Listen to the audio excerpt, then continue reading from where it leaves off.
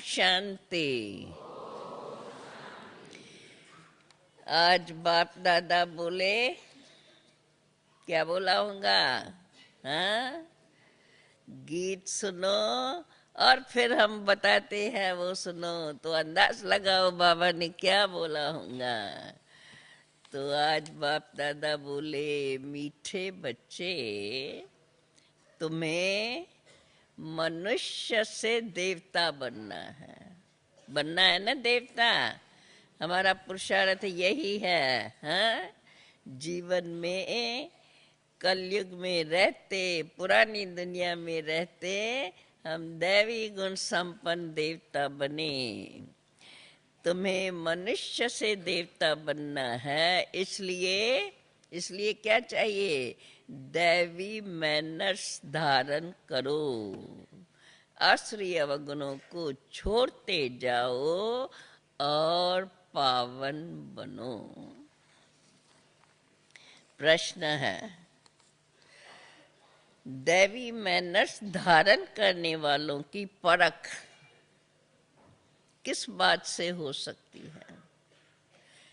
दैवी गुण धारण करने वालों की परख किससे होंगी? बाबा ने जवाब में कहा है, सर्विस से। अब सोचना, सर्विस से कैसे, कहाँ तक पतित से पावन बने हैं। दैवी मैनर्स होंगी तो उनका बोलना, उनका देखना, उस सब में परिवर्तन होगा। और जो भी बोलेंगे, बोल भी ऐसे बोलेंगे।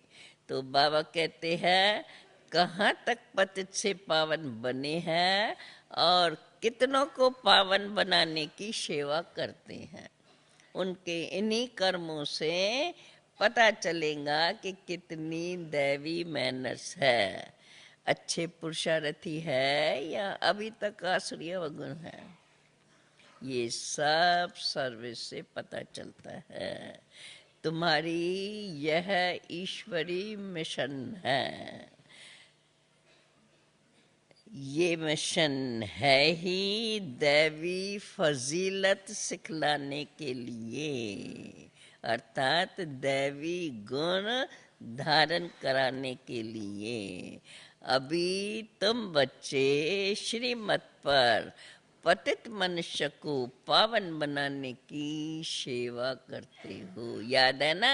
हाँ, हमारी सेवा कौन सी? पतितों को पावन बनाना। तो पहले स्व परिवर्तन से विश्व परिवर्तन आया, याद? हमेशा याद रखें, स्व परिवर्तन से विश्व परिवर्तन। आज की मुरली का गीत है, ओम नमो शिवाय। भक्ति मार्ग में महिमा करते हैं तो फिर गाते हैं शिवाय नमः, क्योंकि ऊंचते ऊंच तो है ही शिव बाबा, उनको ही शिव परमात्माय नमः कह सकते हैं। ब्रह्मा देवताय नमः, विष्णु देवताय नमः कहा जाता है, और शिव परमात्मा नमः। ब्रह्मा तो अंतर हुआ ना, ब्रह्मा विष्णु शंकर देवताय नमः और शिव परमात्माय नमः, तो अंतर हुआ ना, क्योंकि परमात्मा एक है और वो है ऊंचते ऊंच।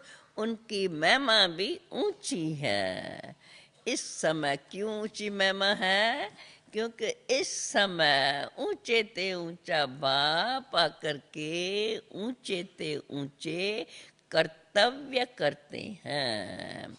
और कहा जाता है ना, ऊंचा तेरा नाम है, ऊंचा तेरा धाम है और ऊंचे तेरे काम है। नाम भी ऊंचा है तो फिर और किसको भी परमात्मा नहीं कह सकते। परमात्मा के लिए ही गायन है। कौन सा? हे पतित पावन। परमात्मा आते भी तो इसी पतित दुनिया में ही है और शरीर भी पतित दुनिया का पतित शरीर में आते हैं और उसका नाम, उस शरीर का नाम क्या? प्रजापिता ब्रह्मा। इसी में प्रवेश करके कहते हैं मैं बहुत जन्मों के अंत वाले साधारण मनुष्य तन में ही आकर के प्रवेश करता हूँ। सूक्ष्म वतनवासी, अभी ये ध्यान से बात सुनना। बाबा ने दो ब्रह्मा को अलग अलग कर दिया है। सूक्ष्म वतनवासी संपूर्ण ब्रह्मा में बाप नहीं आते हैं। ये कहते हैं, बाप कहते हैं मैं इनके, किसके? साधारण तन वाले जो इस पतित सृष्टि में है, इनके भी बहुत जन्मों के अंत के जन्म में आता हूँ। बहुत जन्म कौन लेते हैं? सारे कल्प में सतयुग से कलयुग अंत तक बहुत जन्म किसके? बहुत जन्म तो कहेंगे राधे कृष्ण ही लेते हैं। उनके ही बहुत जन्मों के अंत का जन्म साधारण है। ऐसे तो कहते नहीं है कि मैं पावन, बाप ये नहीं कहते हैं कि मैं पावन शरीर में प्रवेश करता हूँ।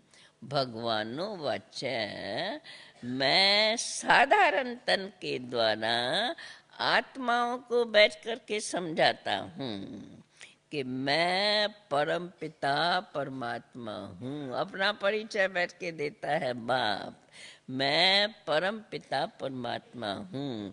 मैं कृष्ण की आत्मा नहीं हूँ, न ब्रह्मा विष्णु शंकर जो सूक्ष्म वतनवासी है, न मैं उसी में आता हूँ। मैं परम पिता परमात्मा हूँ, जिसको शिव परमात्मा नमः कहा जाता है। मैं इसमें आया हूँ। मैं सूक्ष्म वतनवासी ब्रह्मा में प्रवेश नहीं करता हूँ। मुझे तो क्यों नहीं करता हूँ? मुझे तो बाप कहते हैं मुझे तो पतितों को पावन बनाना है।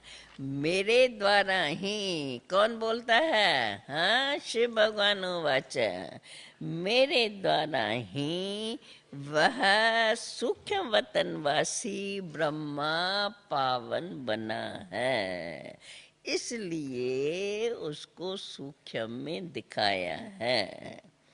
देखो बाप तुम्हें कितना अच्छी रीत से समझाते हैं, परंतु मनुष्य सुनी अनसुनी करके उल्टी बातों में जाते रहते हैं। आसुरी बुद्धि, भला आसुरी बुद्धि से सुनते हैं, आसुरी बुद्धि से सुने, आसुरी बुद्धि से सुनते हैं तो समझते नहीं है, ईश्वरी बुद्धि से सुने तो सब संशय मिट जाए। तो बाबा हम बच्चों का ध्यान खिंचवाते हैं, त्रिमूर्ति का चित्र दिखाने के बगैर समझाना मुश्किल है। उन्होंने त्रिमूर्ति ब्रह्मा नाम रख दिया है, क्योंकि शिव बाबा प्रजापिता द्वारा नई दुनिया की रचना रचते हैं। तुम बच्चे अभी सब सन्मुख में बैठे हो, सभी अब पतित से पावन बन रहे हो। जितना जो बनेगा वो उनके सर्विस से दिखाई देगा कि कितना खुद पावन बना है। ये अच्छा पुरुषार्थी है, उनके सर्विस से दिखाई पड़ेगा इनमें अर्जुन ये अच्छा पुरुषार्थी है, और फिर दूसरे के लिए दिखाई पड़ेगा सर्विस नहीं करते तो इनमें अर्जुन अवगुण है। देवताओं में तो दैवी गुण थे, हर एक अपने आसुरी गुण और उन्होंने देवताओं के दैवी गुणों का वर्णन करते हैं। पूजा करते हैं, नमस्ते करते हैं तो कहते हैं ना मैं नीच पापी हूँ, और उन्हों की महिमा करते हैं सर्वगुण संपन्न 16 कला संपूर्ण। तो अभी तुम बच्चों को आसुरी अवगुणों को छोड़ना है, नहीं तो ऊंच पद नहीं पा सकते। बाप समझाते हैं, बच्चे दैवी गुण धारण करो, खान पान चलन में बड़ी फजीलत चाहिए। पतित मनुष्यों को तो बद फजीलत कहेंगे, देवताएं बड़ी फजीलत वाले मैनर्स वाले हैं, तब तो उनका इतना गायन होता है। तो हर एक को पुरुषार्थ करना है, जो करेगा सो पाएगा। अभी भगवान तुमको सहज राज योग और ज्ञान सिखला रहे हैं।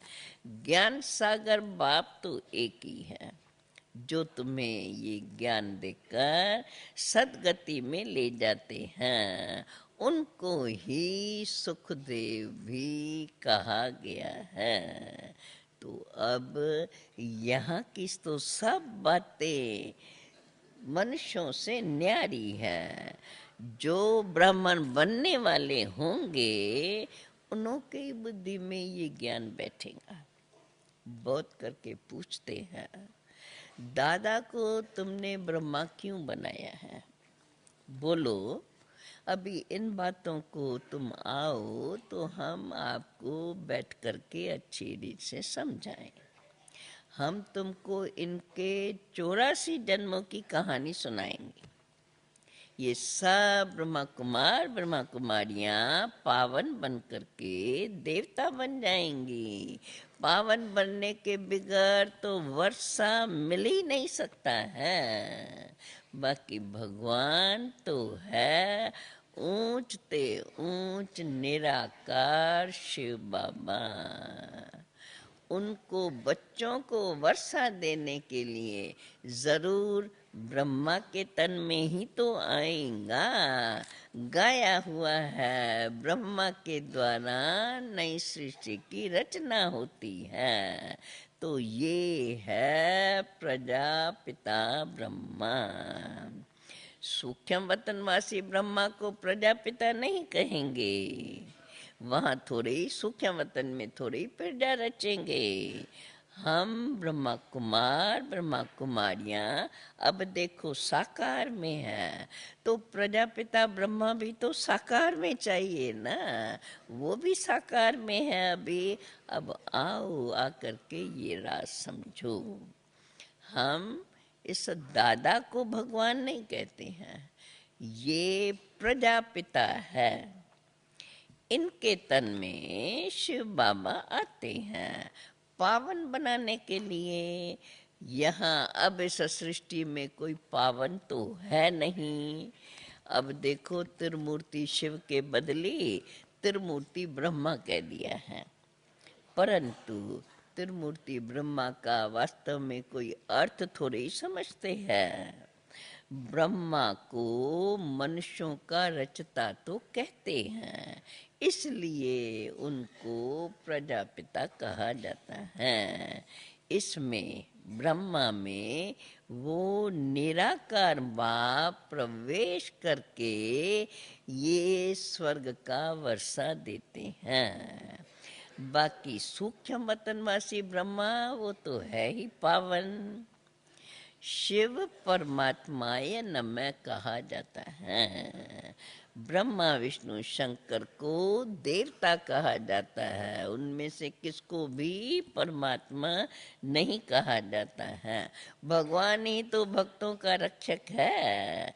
वही आकर के सबको सद्गति देते हैं।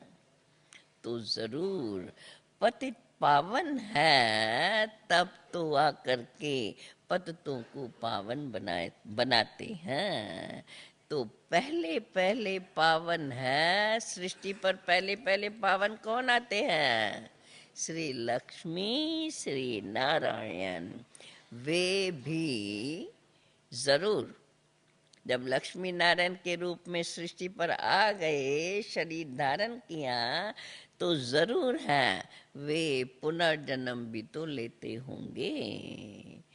फिर 84 जन्म पुनर्जन्म लेते लेते 84 पुनर्जन्म लेते पूरा होने से फिर साधारण मनुष्य बन जाते हैं। 84वें जन्म में साधारण मनुष्य बन जाते हैं। उनमें फिर बाप प्रवेश करते हैं। तो ये है व्यक्त अर्थात साकार ब्रह्मा और सूक्ष्म वतनवासी है अव्यक्त ब्रह्मा। तो सूक्ष्म वतन में सृष्टि नहीं रची जाती है।